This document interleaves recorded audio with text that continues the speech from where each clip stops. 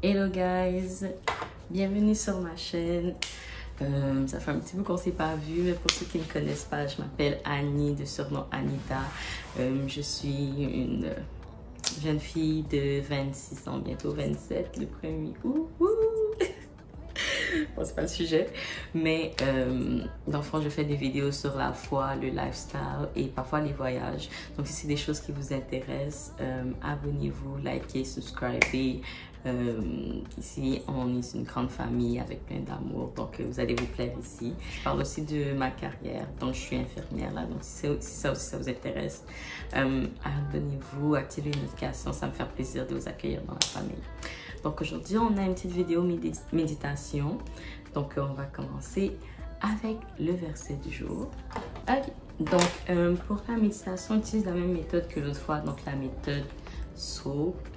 Pour faire un petit rappel, donc le premier, le S, c'est pour scripture, donc pour les versets.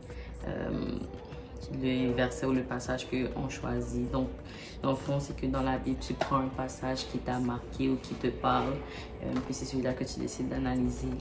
On va après dans le O qui est observation. Donc, qu'est-ce qui se passe dans ce passage-là? Comme c'est juste d'écrire qu'est-ce qui se passe. Après, le A qui est application. Dans le fond, comment est-ce que je peux appliquer ça dans ma vie?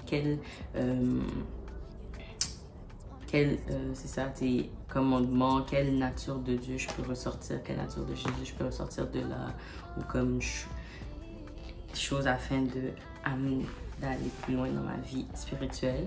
Puis le P, c'est une prière d'enfant pour englober tout ça, puis demander à Dieu de nous aider à ce que ce qu'on a lu devienne vie dans notre parcours avec lui. Donc, le passage qu'on va analyser aujourd'hui, c'est Genèse 22, 1 à 2.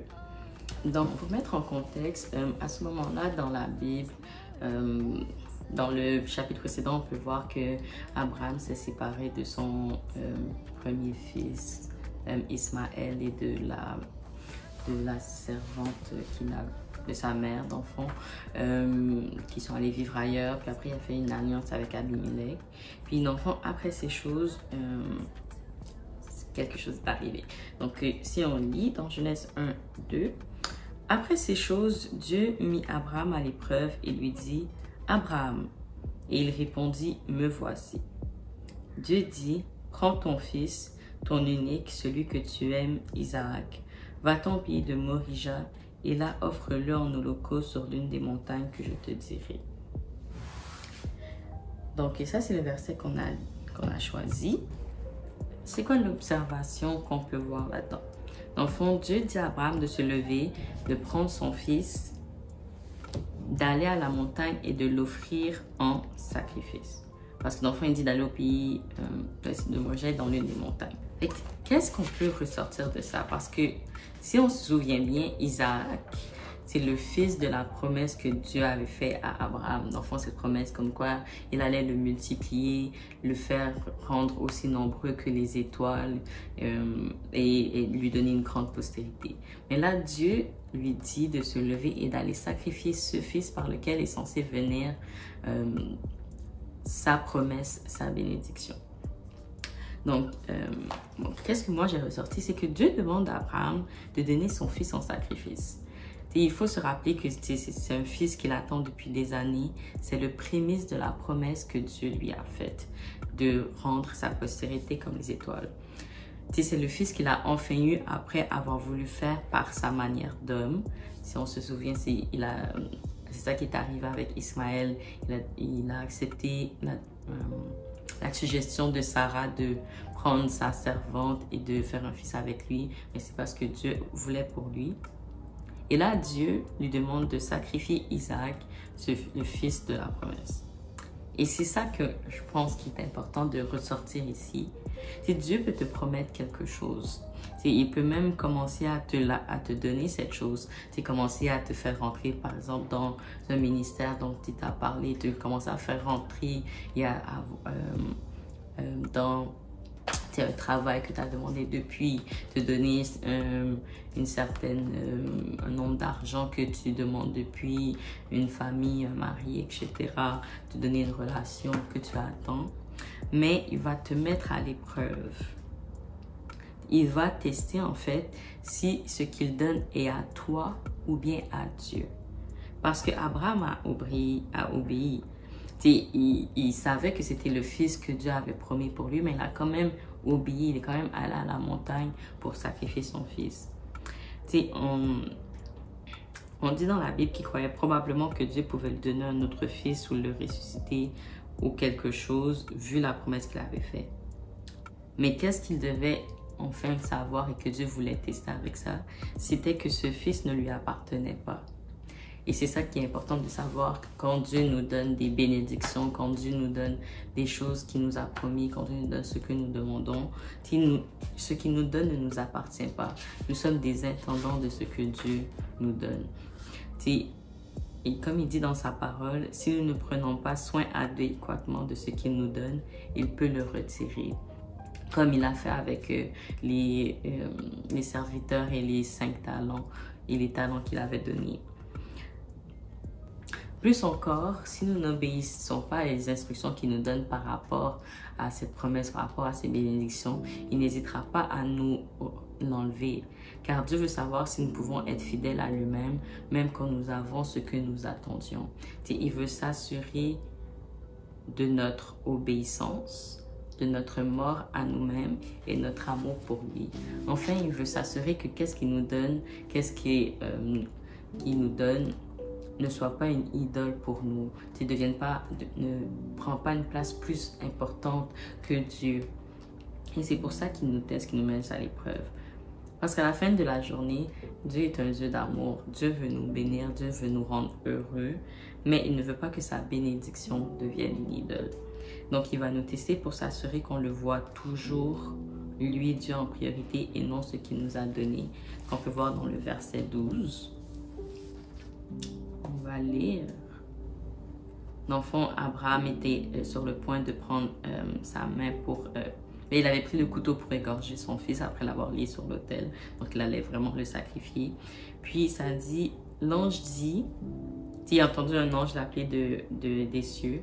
Et l'ange dit...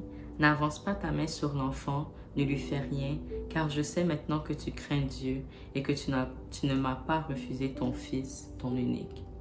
Donc, on voit vraiment que Dieu voulait tester si réellement, même si c'était la promesse qu'il lui avait promis, que Dieu lui avait faite, s'il était capable de lui redonner et que réellement, il craignait Dieu qui était à son service et que Dieu était plus important que lui et que la promesse qu'il avait reçue. Donc, c'est la même chose pour nous. À chaque fois que Dieu nous donne quelque chose, nous donne une bénédiction, il faut s'attendre à être testé par rapport à cette bénédiction. Dieu va tester pour voir si on est réellement attaché à lui ou à ce qu'il nous a donné. Il va nous tester afin de voir si on est capable de lui redonner tout ce qu'il nous a fait la grâce de nous donner. Parce qu'à la fin de la journée, tout ce que nous avons, tout ce que nous recevons de Dieu, c'est à lui. Nous sommes juste des intendants par sa grâce, par sa miséricorde. Donc voilà, c'était tout. C'était plutôt rapide. Mais c'est pour la partie application. Dans la dernière partie, c'est la prière. Donc j'espère que ça vous a béni. N'hésitez pas à aller lire le chapitre en entier. C'est vraiment un chapitre qui m'a béni dans la Bible. Puis si c'est des choses qui vous intéressent, si vous avez des questions, si vous voulez voir plus, si vous voudriez que j'aille plus en détail quand je fais ces petits moments de méditation, n'hésitez pas à me le dire en commentaire. Donc voilà, on va juste prier pour vraiment demander à Dieu de nous aider à mettre en application ce qu'on vient d'apprendre aujourd'hui. Donc, comment nous ferons? Dieu grand, Dieu puissant, Dieu d'amour, de fidélité. Merci Seigneur Dieu, merci Seigneur Dieu encore pour ces bénédictions que nous donnes, pour ces promesses Seigneur Dieu que tu accomplis Seigneur Dieu, pour tout ce que tu dis Seigneur Dieu et que tu fais nous faire voir dans nos vies Seigneur. Car tu es le Dieu tu es le Dieu que la parole ne revient pas à toi sans s'être accomplie, Seigneur. C'est pour ça que nous te disons merci, Seigneur. Nous te disons merci et nous te rendons grâce. Seigneur Dieu, puisses-tu nous aider, Seigneur Dieu, quand tu vas nous tester, Seigneur Dieu, car nous savons selon ta parole que lorsque tu nous donnes cette promesse, avant ou lorsque tu nous donnes ces promesses et bénédictions, tu vas nous tester, Seigneur Dieu, afin de s'assurer que cela afin de s'assurer que ces promesses ne soient pas une idole pour nous, afin de s'assurer que nous savons dans nos cœurs que ce que tu nous donnes, Seigneur Dieu, t'appartient et que nous sommes seulement des intendants. Alors, s'il te plaît, Dieu, fortifie-nous, change nos cœurs, arrange nos cœurs, Seigneur Dieu, afin que lorsque ce test vienne, nous puissions, Seigneur Dieu, réellement aller dans le sens que tu veux, que nous puissions réellement te remettre, Seigneur, de ce que tu nous as donné et nous soumettre, Seigneur Dieu, à ta volonté, ce que tu as décidé pour nous. Seigneur Dieu, prends le contrôle, Seigneur. Prends le contrôle, Seigneur Dieu, et que nous puissions être agréables dans nos voies. Merci, Seigneur Dieu, d'avance pour ce que tu vas faire et ce que tu fais dans nos vies, dans ma vie, dans chacune des personnes qui regardent cette vidéo. Que tu les bénisses et que tu les gardes. Merci, Seigneur Jésus, pour cela. Et que ton nom soit loué, que ton nom soit glorifié, que ton nom soit magnifié au nom puissant de Jésus. Amen. Amen. Donc voilà, c'était tout pour aujourd'hui. Donc comme je disais, si c'est quelque chose qui vous plaît, à aimer cette vidéo, partagez-la à quelqu'un qui aimerait peut-être avoir ce petit mot sur la Bible. Et si c'est des choses qui vous intéressent, faites-le moi savoir pour que j'en fasse plus pour vous. Et c'est ça, donc ça m'a fait plaisir de faire cette vidéo. J'espère que ça vous a plu aussi. Je vous aime tous. On se voit la semaine prochaine.